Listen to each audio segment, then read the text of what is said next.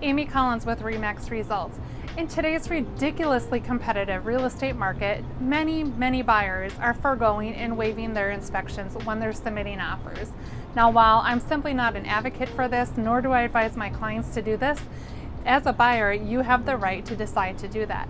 However, please know that now many great home inspection companies are offering walk-through inspections to go with you.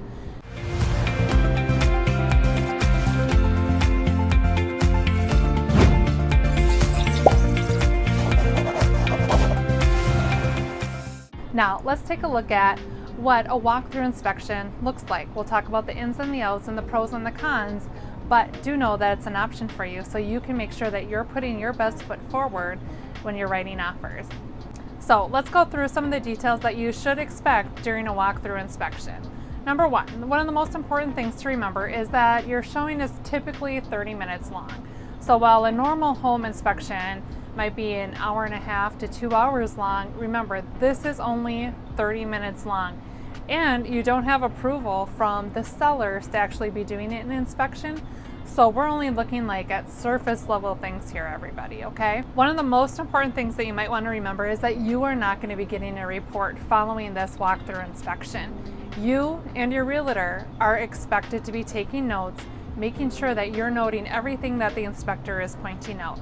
They simply do not have time to send you a follow-up report because you're probably giving them hardly any time to prep to go on this showing with you. This right here, this is their only tool that they will be bringing on the showing is a flashlight, most likely. Again, we do not have any approval to be doing any inspections in the property, so we are just looking at surface level. And while we can't bring a ladder, the best that we can do is with the flashlight. So we can be checking things and looking in the nooks and crannies of the furnaces, checking for anything where there might be hard to reach places. So some of the things that a walkthrough inspection may include when you're going through one, some of the interior things that we're going to be looking at is we're going to be looking at the foundation. We can obviously see if there's any cracks in the foundation, cracks in any ceilings, anything that is looking out of the ordinary. Another thing that we can be looking for is any water damage. So again, stains are something that might not show up in pictures, but they're going to show up when you're in a showing. So an inspector can point out what water stains actually look like. There might be something else that could be lurking, that maybe have been sitting there for a while, which ones are still wet, which ones are dry, stuff like that. Those are important conversations to be having with your inspector. They can test the plumbing by simply looking at the water flow. While this is not a great indicator of anything that may or may not be going on with plumbing, at least it's something that they're able to take a look at and help walk you through. They can also take a look at your electrical panel and just see if there's any electrical hazards that you may or may not need to be concerned about, looking for a stab lock box or anything that may have been done early on and not have been recently updated. Again, they're going to be checking for any stains. They can check any of the windowsills, any of the entryways, making sure that there is no water that's seeping in from any place inside the house. And another thing that they can do is help you take a look at the appliances, turning them on and off, and just kind of getting a sense for if everything seems to be in working condition or not. Now, the exterior becomes a little bit more tricky because, again, the only tool that they're bringing with is a flashlight. In most inspections, that the inspector is going to get up on the roof and take a look at the roof from up top. During a walkthrough inspection, the inspector can only be at the ground level with you. So the things that they're going to be looking at, they're going to be trying to see if they can see any curling going on with the shingles, if any shingles seem to be missing, and what have you. So paying attention to that disclosure and seeing the age of the roof is going to be something that's of utmost importance to you and your realtor during the negotiation or writing the offer in this scenario. If your house has a chimney, we're going to just examine it from the outside, seeing if there's any cracks, any bricks that may or may not be missing, things like that. We can take a visual examination of any of the siding. Is there any boards that are missing? Does there appear to be any rotting anywhere? Is there any holes? Stuff like that. Any cracks in the foundation from the exterior as well. Windows, again, we're going to take a look to see if there's any soft spots in the areas that we can reach. See if there's any staining that's going on, any patching that looks like may or may not have happened.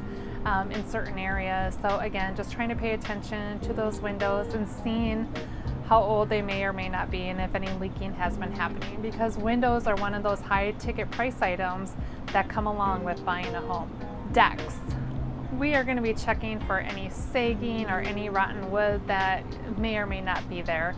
So again, this is a visual inspection, so we're going to be able to see from a distance that everything looks like it should be in alignment. And what's the water management looking like on that home? Does the home have gutters? Are the gutters faced away from the home? Is the ground sloped downward so that nothing is sloping into the home? Stuff like that. So those are just, again, these are just some of the high level basic things that may be on your checklist when you're bringing a walk-through inspector with you to tour that home with you. Again, we only have 30 minutes. The realtor and yourself, the buyer, are the ones who are taking notes and making sure you're the one who's going to decide if you can live with some of the issues that have been pointed out or not. And a walk-through inspection typically costs you right around $200 or so, and most of them do try to have somebody that can help accommodate a quick turnaround appointment for you. That's not always the case, and in the world that we live in today, we know that timing is of utmost importance. Remember, the only tool that they're going to be bringing with is most likely a flashlight. They are not allowed to get up on the roof, they're not allowed to poke and prod, but they can at least do a surface level examination and point out any things that have a red flag to them. So while a walk-through home inspection is definitely not as thorough, not as great as a true home inspection, it is, however, a great opportunity for you to have somebody walk through that has more expertise when looking at a home to see if there might be any red flag issues that you should be concerned about before writing an offer on a property. So at least you can go in there with some confidence of whether or not you actually want to waive the inspection or not. So again, work with a seasoned professional like myself that knows of some of these tips that can help you potentially win offers as you're looking to buy in today's competitive market. I'd love to work with you. Let me know if you have any questions. I'm here for you guys. Take care and best of luck to you.